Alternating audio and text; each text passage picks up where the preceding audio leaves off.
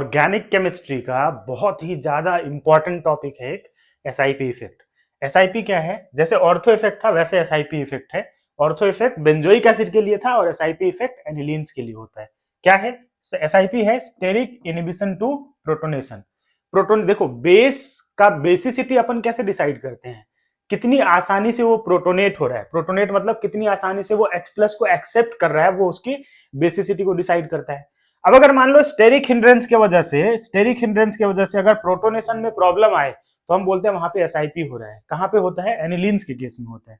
Ortho पे अगर तुम कोई भी बल्कि ग्रुप लगा दो तो जब ये प्रोटोन अप्रोच करेगा इस लोन पेयर के पास जाने के लिए, ये अप्रोच करेगा तो ये जो है CH3 ये इसको स्टेरिक हिंड्रेंस देगा, मतलब इसको आने में दिक्कत करेगा, प्रोटोनेट होने में दिक्कत करेगा और उसके वजह से इसका बेसिक स्ट्रेंथ क्या हो जाएगा? कम।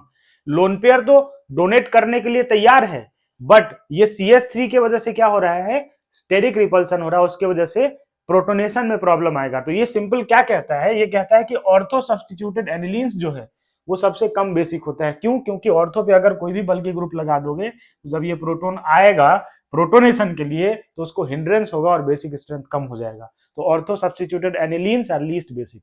अब इसके बेसिस पे हम क्वेश्चन देखें तो ये नॉर्मल एनिलीन है और यहाँ पे तुमने ऑर्थो पे मिथाइल लगा दिया।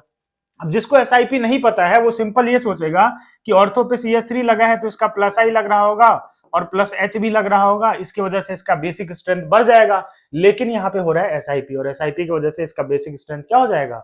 कम। तो नॉर्मल एनिलीन जो है वो ऑर्थो मिथाइल एनिलीन से कमजोर बेस है, वीक बेस है। अब अगर मैं इन तीनों को कंपेयर करूं, देखो यहाँ तो लग रहा है एसआईपी, यहाँ क्या लग रहा है? एसआईपी लग रहा है। अब यहाँ देखो मेटा पे प्लस आई तो लगता है बट प्लस एच नहीं लगता, हाइपर कॉन्जुगेशन नहीं होता। यहाँ पे प्लस आई भी लग रहा है और प्लस एच भी लग रहा है।